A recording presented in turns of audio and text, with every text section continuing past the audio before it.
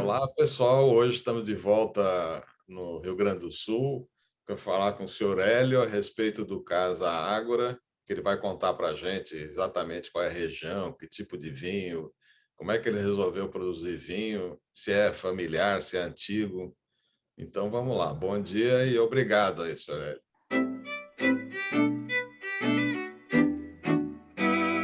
Bom dia, Alberto. Um prazer é nosso de poder participar de uma atividade que para nós é muito importante, né? Falar sobre vinhos e também saber do teu trabalho de tanto tempo na divulgação, né? Na promoção e como muito bem a gente tem conversado nos últimos anos, apreciar muito bem os vinhos brasileiros que têm nos surpreendido tanto, né? Com tantas variáveis, né? E também em termos de, eu diria assim, obsessão pela qualidade, né? De tantas críticas que a gente já recebeu hoje, nós somos meio obcecados pela questão de qualidade. E também pela variedade, pela gama de possibilidades que tem. É um prazer muito grande. Muito obrigado. Então, onde que fica a vinícola e a familiar é antiga que vocês têm? Como é que... Na verdade, vinho sem história, já ouvi dizer que não é vinho, né? Então, é importante também a gente colocar um pouco da história, né? Na verdade, eu, desde novo, aprendi a beber vinho com o meu pai. E isso era, ele já era produtor de vinho com os pais dele. Minha mãe também era produtora de vinho com os pais dela.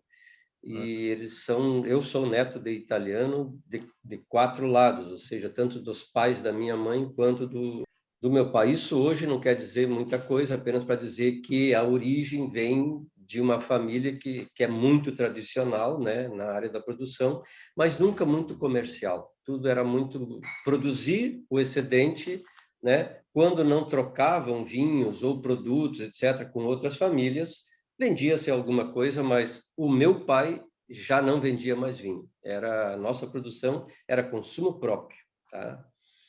E tem histórias muito interessantes, eu repito, porque são às vezes hilariantes e às vezes até um pouco complexas. Mas o vinho que o pai produzia no porão da nossa casa era um vinho, eu diria ancestral, porque a uva era totalmente orgânica, nós não usava veneno, nada, não tínhamos nem noção de como se poderia usar veneno na parreira, por exemplo, né? Herbicida na terra, jamais.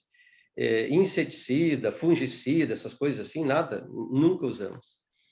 O pai usava isso que a gente hoje chama aí de sulfato, né, calda bordaleza, Ah, o italiano chamava de verderame, enfim, muito raramente também. Por quê? Porque não era necessário, certo?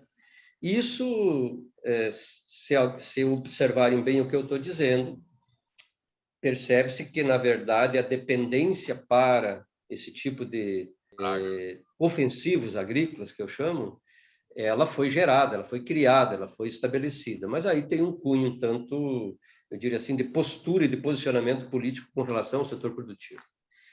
Indo adiante, na hora de elaborar o vinho, o pai também não colocava, não tinha conservantes, nós não usávamos levedura de fora, era tudo próprio da própria uva, ou seja, era um vinho que a Rural. gente chamava de...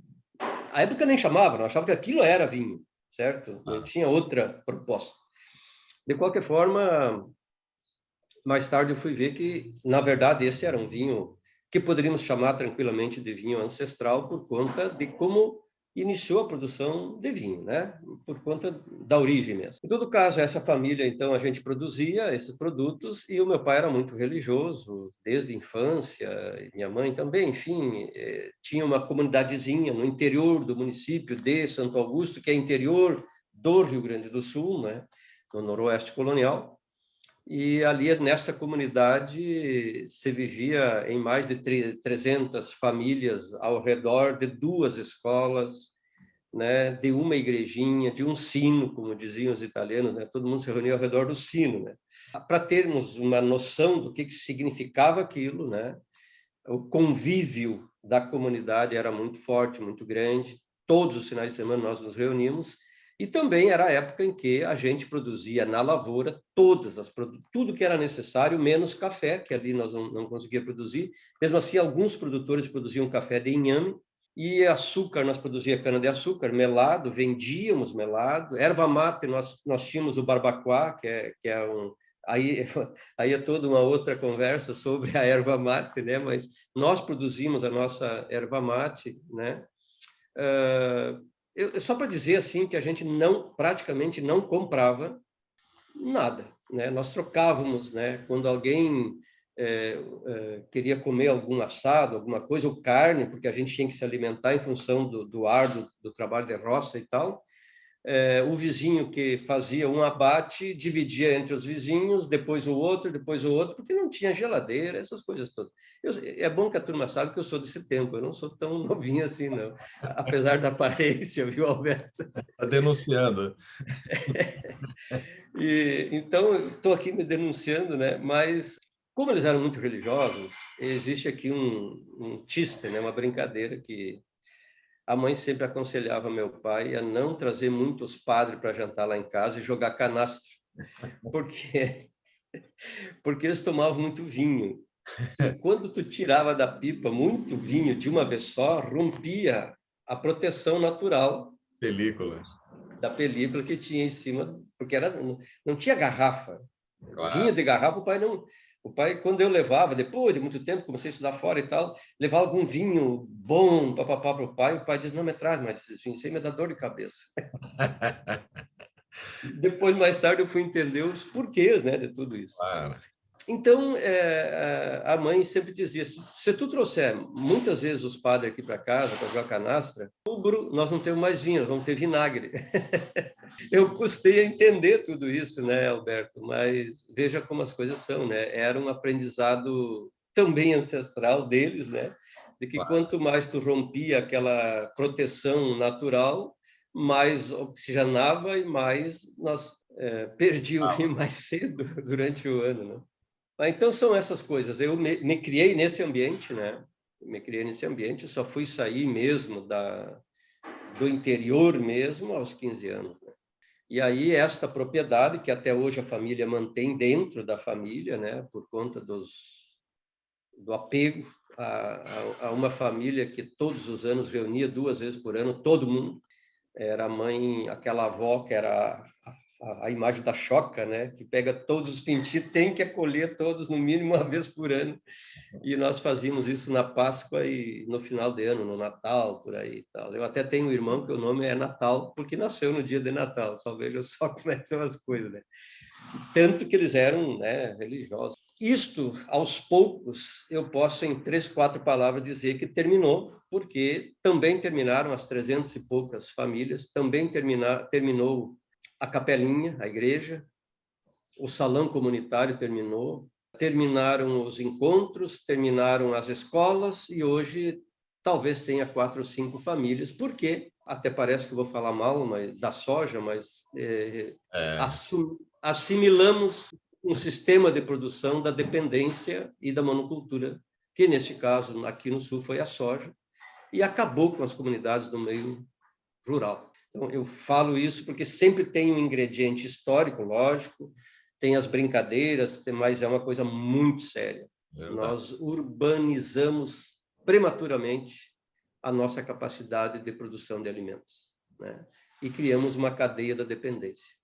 Mas é isso, então a origem é essa, e depois, com o passar de muito tempo, enfim, fui me formar e estudar, fiz parte de filosofia, fiz cooperativismo, me especializei, fiz pós-graduação em sociologia e fui trabalhar com sindicatos e cooperativas, e por isso que eu fui assessorar a Federação das Cooperativas de Vinho, que é a FECOVINH, e também os sindicatos da Regional da Serra, isso ainda na década de 90, e isso foi me induzindo a entrar num sistema de produção que eu tentei resgatar e tento cada vez mais fortalecer esse resgate da produção que era do meu pai. Exemplo, né? Evidentemente que hoje, para produzir uva vinífera orgânica, por exemplo, tu tem que cobrir... É uma guerra. Hoje é uma guerra. Imagina. Hoje não tem...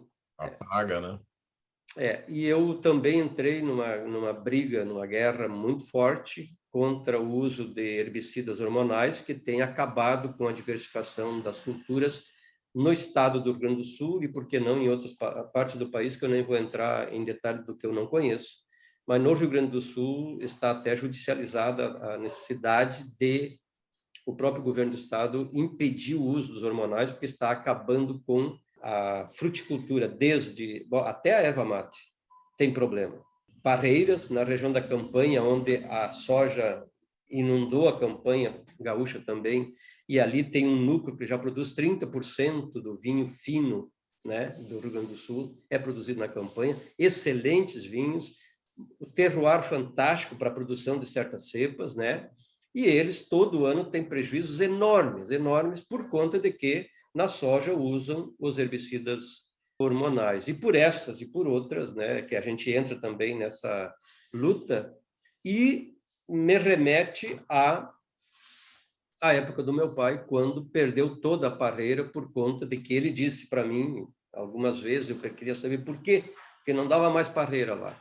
E ele disse, me disseram que tem uma nuvem de veneno que de vez em quando desce em algum lugar, acho que desceu aqui nas minhas parreiras. E nós não conseguimos mais produzir parreira.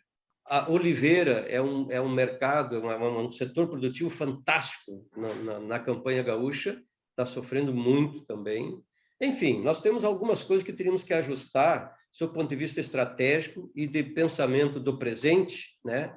Hoje, mas também pensar um pouco no futuro das novas gerações que estão vindo aí. Eu tenho sempre esse caráter e esse enfoque, eu diria assim, político estratégico, porque eu acho que é um país com a capacidade que esse nosso grande Brasil tem para produzir alimentos, né? Não compete a nós só alimentar os demais países do mundo, e sim também produzir e desenvolver, criar oportunidade de trabalho, renda, etc. e tal, aqui, né? Fazer porque é uma questão, o pessoal muitas vezes me confunde até.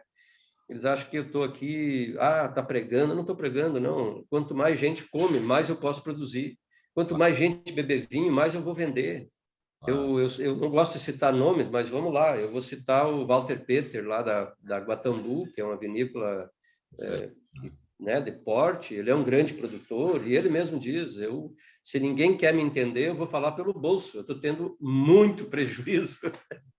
Bem claro, né? Objetivo. Bem claro e objetivo. Então, não precisamos ter grandes apegos, né, de nada, de cores, de nada, apenas para observar que, economicamente, o modelo que nós adotamos é um modelo que não nos leva a um caminho, etc. E isso está dentro do projeto e da proposta da Casa Agro.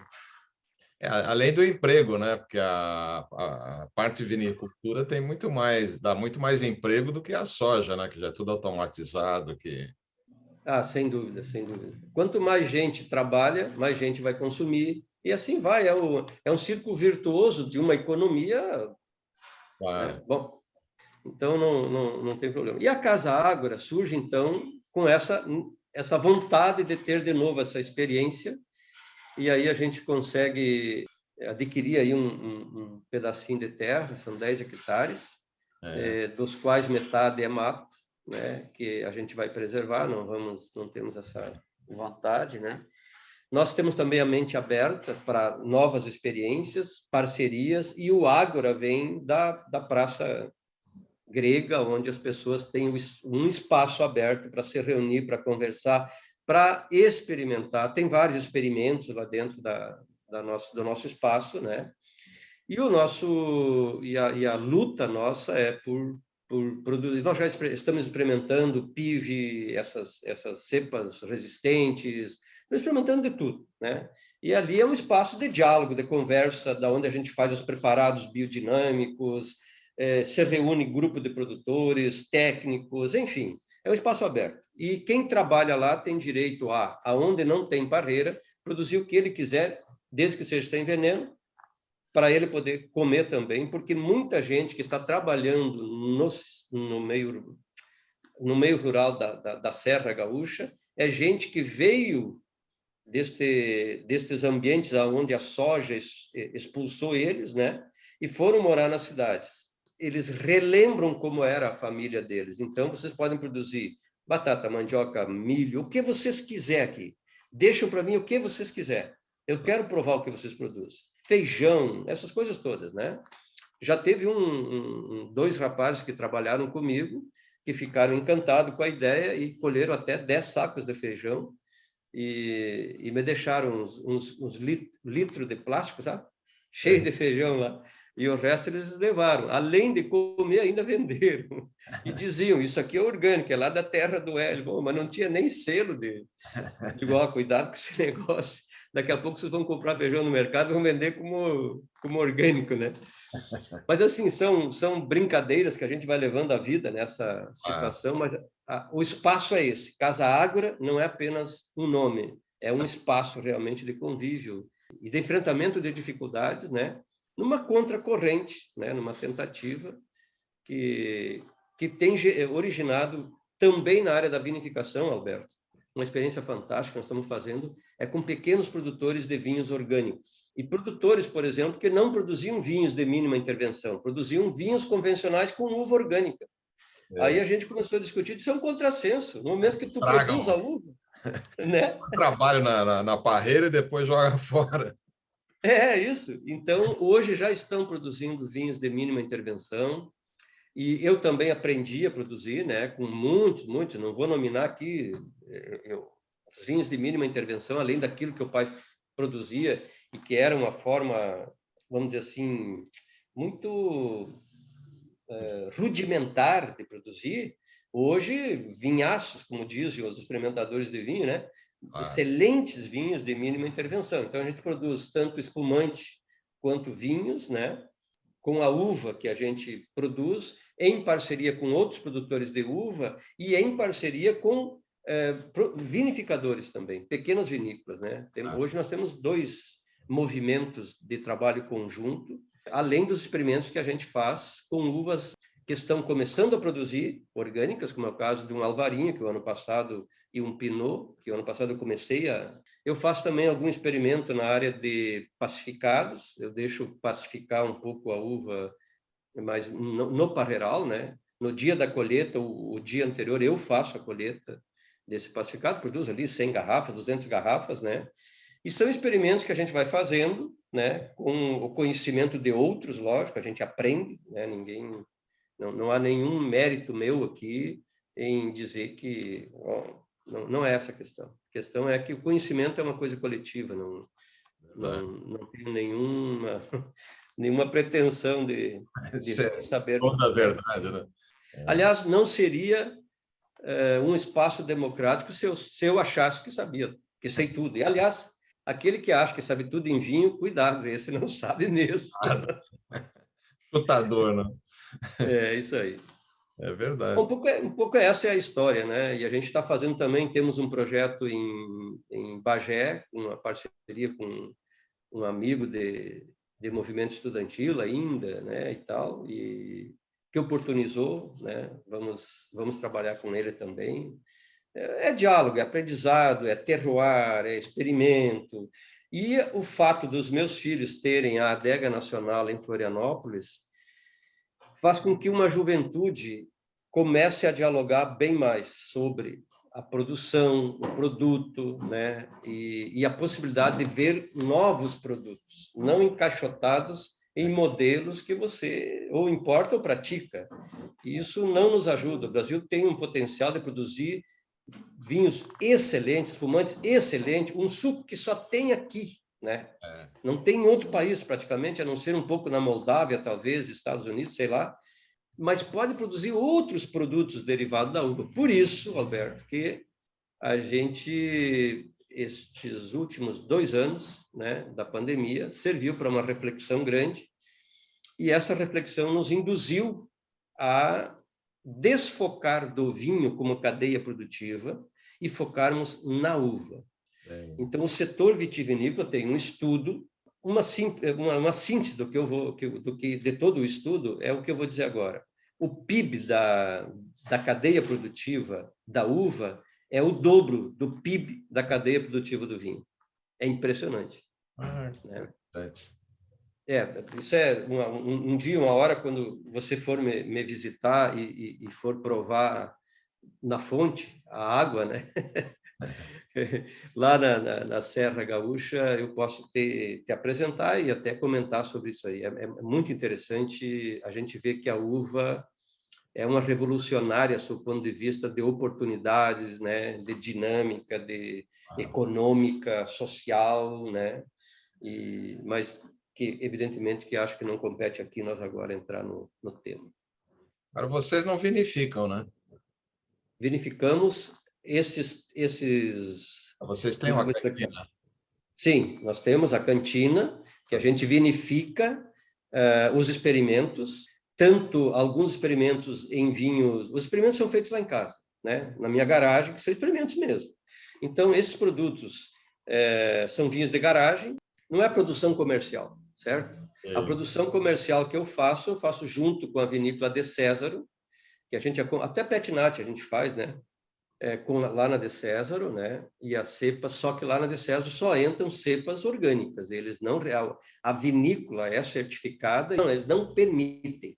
Também fizemos uma parceria com Montaneus, que é um projeto novo, Farroupilha, onde a gente elabora também lá com eles. Estamos começando um projeto novo aí.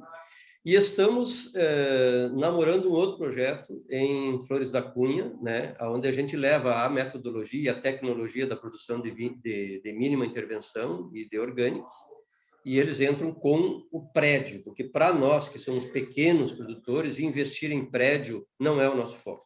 Agora, a gente também não tem feito, e isso é uma prática até salutar de mercado, né, comprar vinho e rotular, né?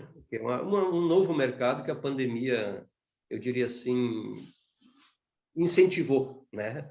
Quer dizer, muitos pequenos produtores, antes mesmo da pandemia, mas vamos lá, que houve um consumo maior, né, de vinho e a oportunidade de pequenos investidores adquirir vinho envasado, não rotulado. Ou manda fazer o seu rótulo e vai para o mercado. Quer dizer, é um comerciante, né? Um comercial, né? É verdade. É um novo mercado que se criou. Nós até agora não temos feito, então a gente elabora junto, né? Participa, envasa junto, controla, adquire a garrafa, faz todo o processo, mas junto nessas vinícolas. E até agora tem dado certo, porque a gente também tem conseguido abrir um pouco mais o mercado desses pequenos produtores, né? Contribuir com eles, eles já tinham um mercado, evidentemente, mas a gente potencializou também esse mercado, e a minha grande satisfação foi provar um espumante orgânico Surly feito por eles, para eles, com uva deles. Isso, para mim, é uma satisfação muito grande. Eles fazem tão poucas garrafas, como o caso da de César, desses tipos de espumante, que às vezes quando eu levo turista, ou consumidor, ou comprador de vinho lá, eu levo lá, na vinícola também, deles, né, para provar os produtos deles, e isso é muito importante, porque são produtos realmente em pequena quantidade, mas de uma capacidade de resposta àquilo que tu espera muito grande, muito grande. Nós trabalhamos com uvas próprias e terceiros também.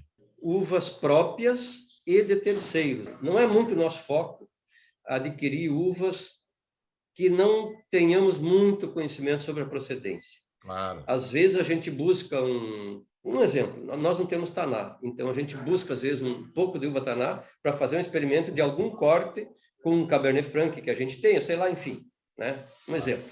O nosso objetivo seria fazer parcerias, então, né? Assim como a gente tem parceria com um produtor de uva orgânica. A gente elabora o produto e devolve em produto. Um exemplo, né? Entendi. E qual é o volume de produção? Hoje nós estamos aí aproximadamente 15 mil litros de vinho. O nosso objetivo é minimamente chegar a 25 mil, 30 mil litros de diferentes produtos, né? No total. E a plantação é em espaldeira que vocês têm?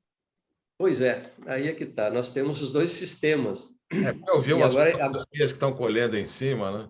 eu digo que a qualidade o pessoal acha que é defeito, né? Eu falo demais. Mas, Alberto, veja só. Quando nós adquirimos a área, ela era toda latada, mas, para nossa felicidade, latada descontínua, entre fileiras 2,80 m, enfim, e entre mudas, né, 2 metros, por aí, certo?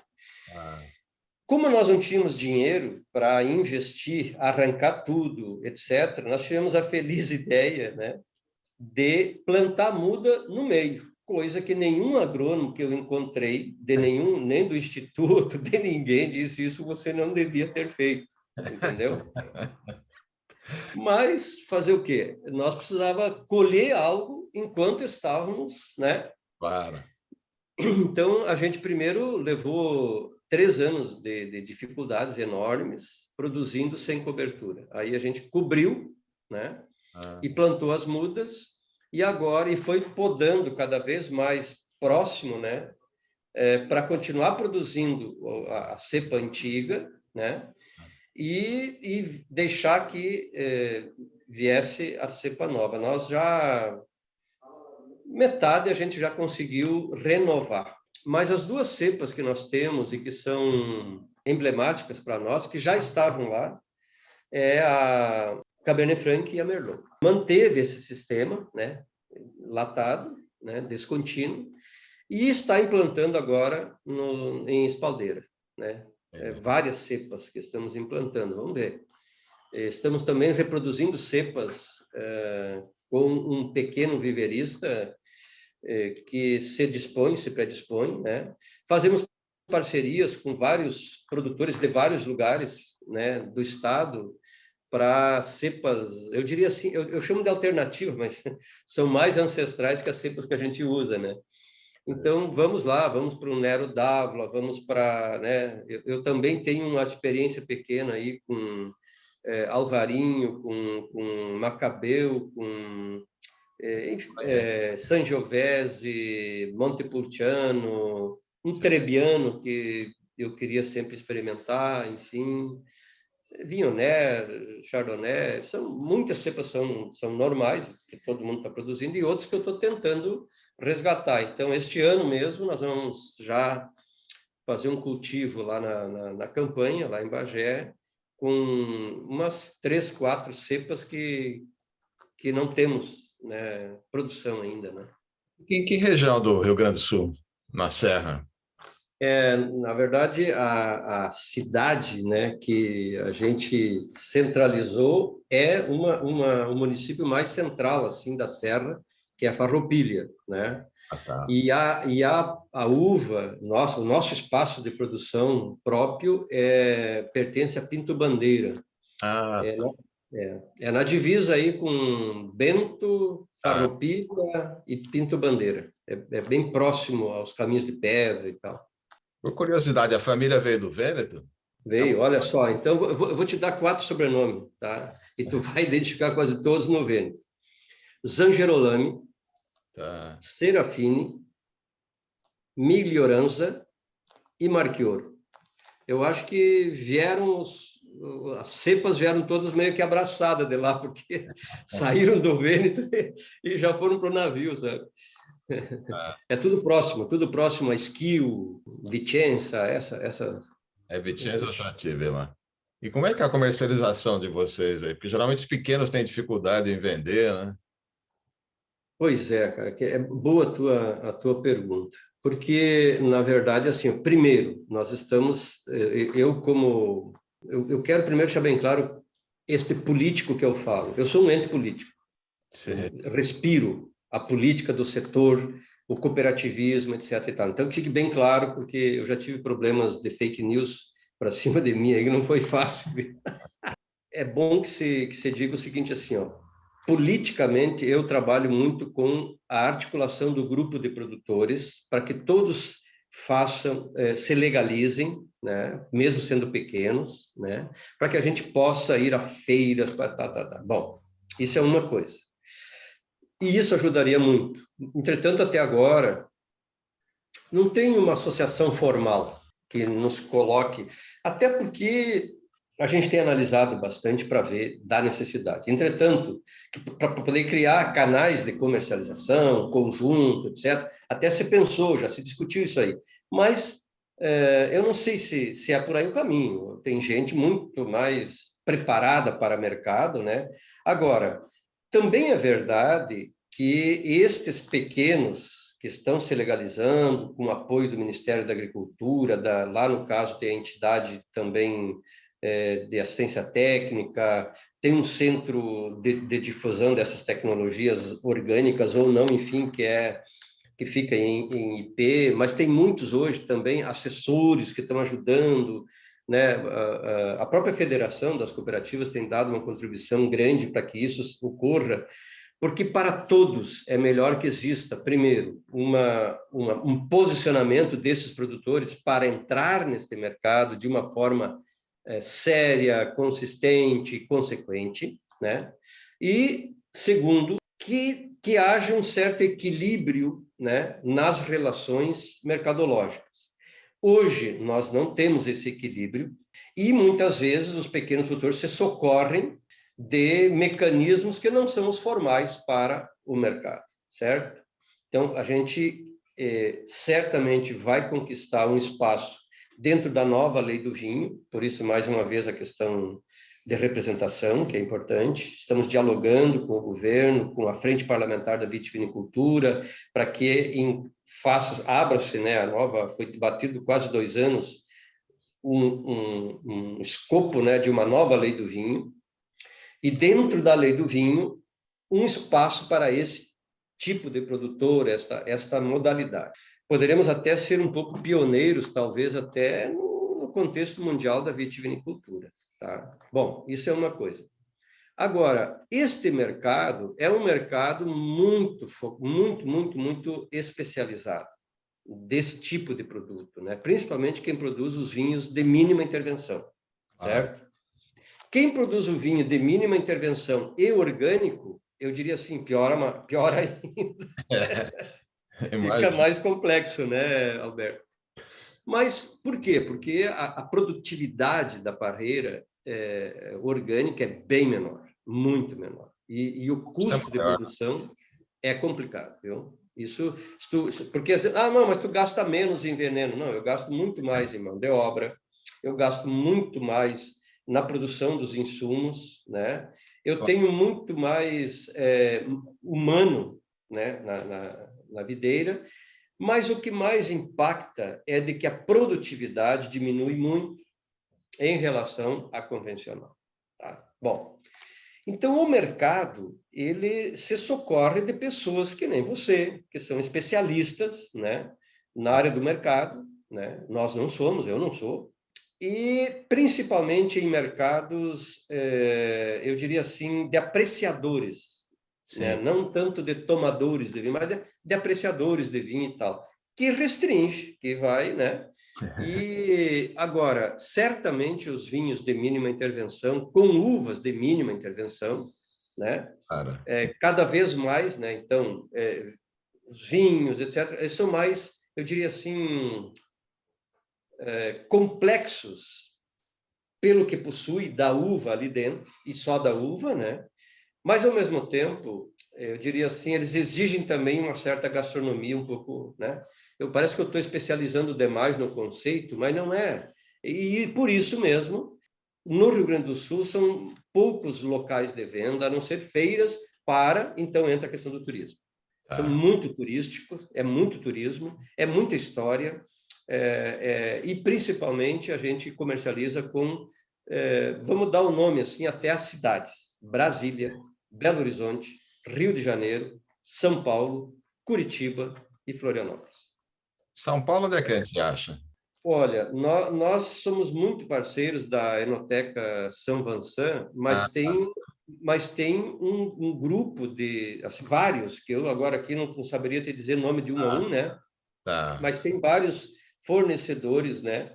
Além de consumidores diretos de São Paulo, que fazem encomendas, né? Tem uns que me chamam de pai, outros me chamam de tio, outros me chamam de irmão. Eu tenho gente de Brasília que me manda dinheiro. Eu disse, mas o que tu quer com esse dinheiro? eu quero que aquele que tu não tem o rótulo, eu só quero o rotulado, né? Porque a gente envia com o rótulo, com o tá tudo, né?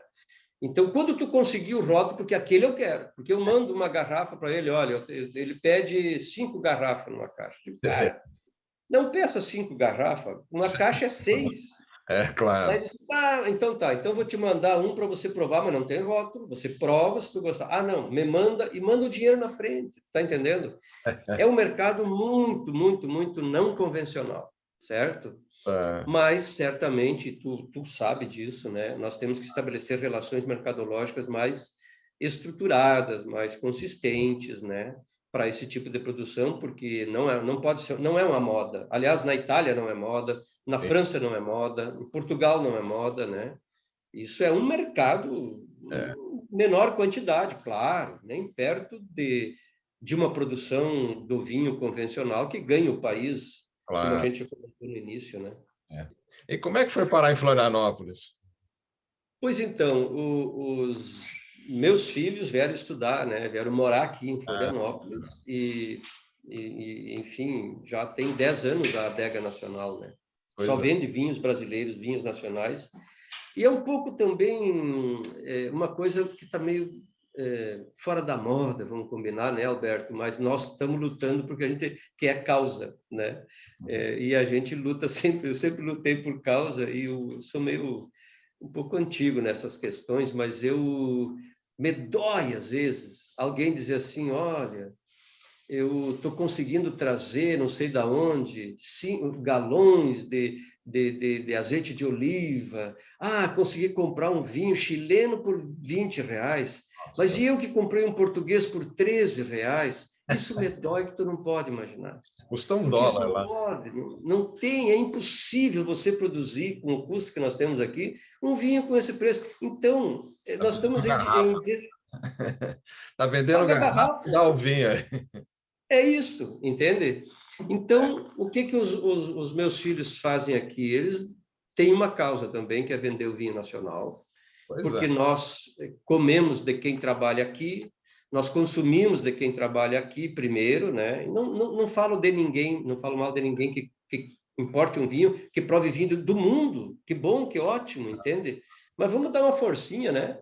Para aumentar o consumo de vinho aqui, vinho nacional, para viabilizar as nossas vinícolas e também os nossos produtores que, como é que diz assim, alimentam toda uma cadeia produtiva do enoturismo, né, gastronomia, hotelaria, e que enriquece toda uma região que dá comida ao Ah, prato do nosso consumidor aqui, né? Esses dias, até numa conversa com um dos candidatos a presidente, eu pedi para ele não brindar mais com Romanée Conti. Eu não tenho nada contra o Romanée Conti, é, mas eu disse para ele, mas beba um vinho nosso, pelo amor de Deus, né? Nós brigamos no Rio Grande do Sul, principalmente, porque a uva mais produzida no Brasil ainda é a Isabel. E aprendi com o meu pai algumas coisas de Bíblia, eu não sou muito, mas vamos lá. E ele lia, inclusive, na igreja, eu não era pastor, mas, né?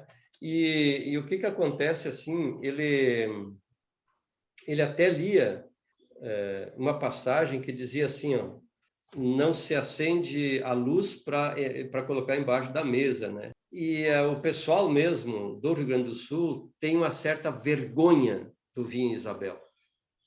que absurdo. Porque quando eu digo que tem vergonha, é que Isabel é tido como um vinho lá na lavoura. Se eu abrir um Merlot, nós que estamos trabalhando na lavoura, temos dificuldade de tomar. Lá na lavoura.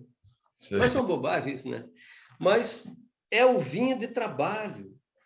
O Isabel Rosé, o Petinat de Isabel, Bem são feito. vinhos bem feitos, claro, bem feitos. Porque também isso que agora tu coloca uma questão fundamental. Porque a Isabel, eu não posso conectar ele com um vinho mal feito. Eu tenho que me dedicar a esse produto. Tem que ser um vinho sensacional. E se tu fizer bem feito, olha, eu vou te dizer, eu sempre brinco com o Isabel Rosé. Nós temos uma Isabel Rosé. Sim. Eu tenho uma historinha ainda que eu tenho que contar para ti aí, Alberto, mas a do Isabel Rosé, nas feiras, eu sempre coloco o seguinte, olha, esse é um vinho que é assim, que coloca embaixo da mesa, só que é o seguinte, assim, ó, gela esse vinho aqui, deixa na geladeira, né? E quando tu chegar em casa, senta ao redor da piscina com a tua namorada ou com o teu namorado, pega esse Isabel Rosé e tome com gelo se ele não tiver gelado. Se ele não foi para a geladeira, se tu esqueceu, pega ele assim mesmo, coloque gelo e tome. Diz, cara, mas eu não tenho piscina. Diz, bom, o problema é teu daí, cara, entende? Não vem me cobrar a piscina também. Mas é uma bebida para ser assim. Ele é legal de tomar. Evidentemente que tu não pode se fixar no foxado que existe, e às vezes alguns mal elaborados, por um problema ou por outro, que qualquer vinho mal elaborado não é bom. Tá? Acho que foi um dos problemas que estigmatizou a uva, né? Isso aí. Porque Eu, aquelas pipas de madeira antiga, com bretamonídeos, às vezes o porão era de terra, é e verdade. aí entrava um contaminante, etc. E o vinho realmente tu ia tomar, às vezes não dá para tomar, né? E entre a gente tomar um vinho de um agricultor e não querer dizer a ele que o vinho é ruim, porque eu não tenho coragem de falar, não tenho, Claro, eu claro, sou claro. honesto em dizer, não adianta. É, Eu não preciso falar isso para um produtor, um agricultor. Digo, olha, acho que tem algumas melhorias que daria para fazer. Tu já pensou em fazer isso, isso e isso? Mas dizer, teu vinho está uma droga, né? porcaria, você não contribui com nada, né? Nada. Nem todo mundo é portenho, né? Mas Mas muito. eu tenho uma historinha dos vinhos nossos aí, que é a questão da nossa vinculação com os índios, Wilton. Você já conheceu aqui os vinhos na Adega Nacional, e quem conhece sabe que a gente tem uma parceria muito grande e fazemos frequentes vídeos, inclusive com um grupo que é da cultura, estuda a cultura indígena, mas são índias e índios estudiosos, né, professores, que trabalham a grafia e trabalham a história e o resgate da história. E também quem produz a cápsula nossa são duas comunidades indígenas, né? Uma do Guarita, mas a primeira foi e continua sendo, né? A comunidade indígena de Iraí, que é quase na divisa com Santa Catarina, praticamente na divisa com Santa Catarina, né? Claro. Na região também do Noroeste Colonial, e o Guarita já é mais próximo da minha comunidade. E a minha comunidade, que era vizinha das terras do meu pai, é a comunidade de Coroados, né? Em Acorá, é o todo indígena em Acorá.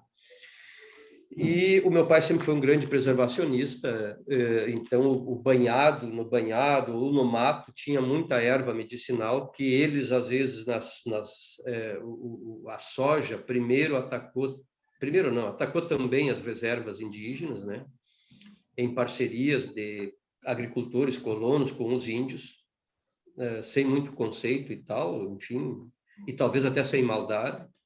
E o índio também se acomodou nisso, porque ele é, por origem, extrativista e um artesão, né? Mas isso leva a uma condição deles de perder muita referência das plantas medicinais. E às vezes eles não tinham e iam na terra do pai, muitos ficaram amigos, enfim. E a gente usava muito também a parte artesanal para cestos, para carregar milho, né, para transportar das bandeiras de milho, como nós chamava, até a carroça, coisa assim, ou para dar comida para as criações. Então, a gente sempre teve esse relacionamento com os índios, né? E eu agora resgatei isso, e o nome dos vinhos nossos, né, tem alguma referência, além do Alberto, que eu fiz em tua homenagem. Se não é índio, né? Alberto era o meu pai, tá, Alberto? É uma coincidência, tu é... Tem uma ideia, da história, né? E agora um parênteses, o pai noivou com a minha mãe por carta, né? E ele ficou 4 anos no quartel sem voltar para casa, né? Era a época da guerra e ele se colocou como voluntário para ir para a guerra também. E aí, por pressão dos próprios superiores, enfim, ele voltou, mandaram ele voltar para a fila. E eu estou aqui, porque senão eu possivelmente não tivesse nem nascido, né? Mas quando a mãe faleceu, um mês depois, o pai reuniu nós e falou e tal, e O que que é? Não, não, estou indo também. E foi, um mês depois. Essas coisas existem, eu não consigo explicar. Exatamente. É melhor deixar assim mesmo. Mas então, para dizer para ti assim, que é esse envolvimento com um certo compromisso com a vida, e também com essa civilização que tão bem nos acolheu aqui, que a gente interpretou tão mal, né? E ainda interpreta mal, por incrível que pareça, né? Pois é. Esse modelo maluco que a gente inventou para morrer, não para viver, ele nos leva à discriminação por qualquer coisa, né? Por qualquer coisa. Sim, é verdade. E eu tenho esse bom relacionamento, né? Claro. E isso faz com que a gente coloque no Cabernet Franc Camé, que é o espírito, né, de um guerreiro, porque para nós, até foi o Tomás, o meu filho, que disse, não, isso é um guerreiro, né? Claro. Aí nós colocamos o nome de Camé, imaginando um guerreiro, falando depois, num diálogo com os índios, e foi daí que eu ainda me aproximei mais com essa parte cultural dos índios, né? Eles explicaram que, na verdade, é um espírito guerreiro, porque não existe um guerreiro por ser guerreiro, Sei. né? Naturalmente, você é um assassino, não, ou é um belicoso, não. Você pode se transformar, né?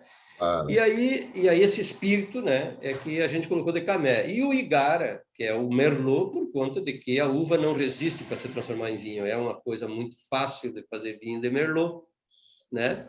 Em vez do Cabernet Franc é complicado, não Claro. é tão fácil, né? Então a gente vai colocando os nomes, né, em cada um deles conforme o diálogo que a gente tem com este grupo cultural dos índios. São só esses três que tem? Não, não, nós temos o Angra, que é um rosado, né? É uma ideia de energia do fogo, né? Que é um rosado de Franc e de Merlot, certo? Nós temos também, além do Isabel, né? Além como é que eu vou te explicar assim, do Isabel tinto, do Isabel rosé, do Ah, Petinat, além desses aí, a gente também tem o Iara, que é um Pinot, que esse é um experimental, mas como a gente é sim ou sim, vamos produzir Pinot, né? é. Vinho, né? Então, a gente já colocou o nome oficial, é Iara, né? Porque o Pinot é sedutor, é a nossa sereia, Ah, um Pinot que a gente produz, e aliás é uma coisa que eu queria salientar, né? Nós procuramos fazer corte entre as cepas tá. também, mas um dos vinhos de cada uma das cepas é puro, certo? Por quê? Para nós desmistificar um pouco alguns conceitos de que Merlot tem que ser muito tinto. Merlot não é muito tinto. O Cabernet Franc tem que ter tanto de cor. Isso é um mercado que exige, o que quer, o que consome, mas o Cabernet Franc nunca foi muito tinto. Ele é até quase um clarete, né? Claro. É um pouco exagero de minha parte, mas vamos lá, ele não tem essa, né, essa configuração. E assim a gente vai fazendo os diferentes vinhos conforme, né? Então são alguns vinhos que nós estamos colocando e vamos lançar outros, né? Com essas outras cepas que nós estamos. É muito legal esse bate-papo aí. É interessante quando a gente tem uma conversa diferente do padrão, né? Que não é só produção, não é só técnica, não é só contar Sim, sim. história, fazer esse bate-papo que a gente está tendo, né? Porque a ideia é atingir o consumidor comum, não é atingir o especialista. Não. Eu prefiro essas conversas que são mais informais, assim, que a gente divulga o que a gente tem de bom, né? E a luta que existe para a gente ganhar mercado, para eu tenho que agradecer aí o seu bate-papo consigo aí, achar um tempinho além de trabalhar no campo, né, que dá muito trabalho o vinho também, principalmente sendo biodinâmico. É, Mas muito. é isso. Muito obrigado aí pela sua explanação aí. Vamos passar para frente essa luta e mostrar que existe uma luta, né? Que eu sempre falo que os pequenos têm a dificuldade de divulgação e dificuldade de comercialização, né? Porque falta uma entidade nacional, porque Esse papel que você exerce, que tem tantos no Brasil que são simpáticos a uma causa, Enfim, isso aí nos ajuda muito, porque você colocou o dedo na ferida. Quer dizer, nós não temos capacidade de promoção, de promover o vinho que nós produzimos. Então, são de raros momentos, experimentos, né? Enfim, aqui tem a chamada Feira dos Naturebas, em São Paulo, que é uma vez por ano, praticamente, que é da São Vincent. Tem feiras que estão sendo, enfim, a gente está fazendo aqui também no Rio Grande do Sul, acho que outros estados, mas são muito seletivas também. Imagina você que eu fui convidado pela Vinum Brasilis, que é um amigo lá de Brasília, né? Já é 17 anos que ele faz a feira lá, né? E só que só o custo da passagem impede de participar da feira, entendeu? Com toda a boa vontade que ele tem. E nós tínhamos aqui no estado do Rio Grande do Sul o IBRAVIN, Instituto Brasileiro do Vinho, que tem um fundo estadual, que é o Fundo VITES, que apoiava muito todos os produtores, não só os pequenininhos, lógico, muito mais até quem, né, quem já está no mercado, inclusive exportação, né? Mas por conta da concepção modificada que teve do governo que é vigente, nós tivemos um problema e tivemos que recolher as linhas, criar uma outra entidade, e eu diria assim, dos 4 anos que a gente teria de recursos para investir na promoção, ora, veja só, nós não conseguimos aplicar o valor equivalente a 1 ano, por conta de processo burocrático que não tem quem faça funcionar, né? É uma coisa assim complicada. Só um outro elemento, são dois elementos que eu gostaria de colocar aí. Um deles é a necessidade de você controlar o contrabando. É uma coisa absurda. O descaminho e o contrabando, há dúvidas com relação, né? Então, imagina que em vinhos finos, legalmente importados, o Brasil comercializa de cada 100%, né, da comercialização de vinhos finos no Brasil, em torno aí de 90%, 85%, 90% é vinho importado. Legal. Agora, se você colocar o contrabando, que não tem como comprovar, mas talvez, no mínimo mais do que se importa, talvez 80% também entra aqui por contrabando. Absurdo, né? Não do importado, quer dizer, aí seria descaminho mesmo, né? Eu digo assim, ó, o Brasil consome vinho. Os dados oficiais é que não tem como registrar o que não é registrado. Né? É uma coisa impressionante. Mas também o consumo de vinho ele está muito desconectado da realidade. Por exemplo, aos poucos nós estamos derrubando, estado por estado, a existência da ST, que é a substituição tributária, que você tem que pagar antes o tributo para depois comercializar. Absurdo. Certo? No Brasil, o segundo maior custo é tributo. Sim. O primeiro é logística e vendas. Absurdo. Sabe o que é isso? Parece um absurdo isso, né? Não é verdade? Mas, e suco de uva nem se fala. Suco de uva teria que ser parte da cesta básica. Então, nós estamos trabalhando a nível nacional agora, com o Ministério, e sempre a gente tem feito esse debate, né? Mas nós estamos discutindo muito compras, que teria que ser, no mínimo, compras institucionais, no mínimo 30%, teria que ser da agricultura familiar. Então, nós estamos fazendo esses debates para ver se consolidamos isso, porque já é lei, inclusive, né?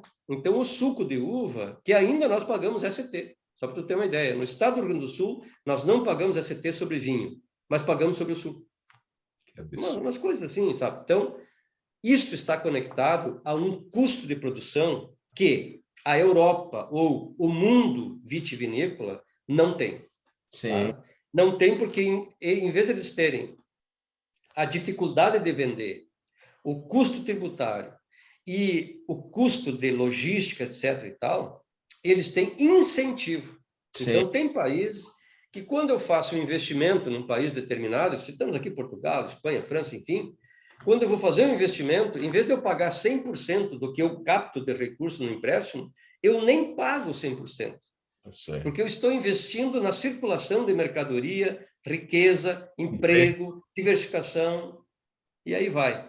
Agora, tu imagina que no Brasil, nós passamos de 2,5% a 3% agora para 5,5%, 6%, 7%, 8% para poder produzir. Então, nós pagamos. Vamos fazer um investimento. O que nós investimos, o custo vem em dólar, claro. E nós vendemos no mercado interno em reais. E, além disso, ainda, Nós, em vez de pagar 100% do custo, nós pagamos cento e tantos por cento. Claro, é Ou verdade. seja, quando eu começar a pagar a prestação do investimento, meu negócio já fica inviável. Eu estou fazendo uma observação crítica. Veja bem, há uma concepção de desenvolvimento que teria que ser revista, Sim, sim, certo? Independente de governo. Nós claro. temos que analisar as questões nacionais mais como Estado e menos como governo. É, Toda vez que você analisa, você tem uma visão de futuro de governo, a cada 4 anos muda a visão de futuro do país? Não sim, sim. pode. Não pode, não. É um absurdo isso, né? Não tem, né? Então, nós temos que carregar esses elementos, quando a gente fala em vinho, em uva, etc., para mostrar que o produtor, além do trabalho que ele está remunerando o trabalho de muita gente, muita gente. E é É, um custo muito alto, né? Não dá. Mas, Alberto, eu que agradeço a oportunidade. Eu sei que a gente poderia aqui ficar o dia inteiro conversando. É pena que não me trouxeram nenhuma taça de vinho aqui para eu. E não não vi tem você vinho aí, também aí.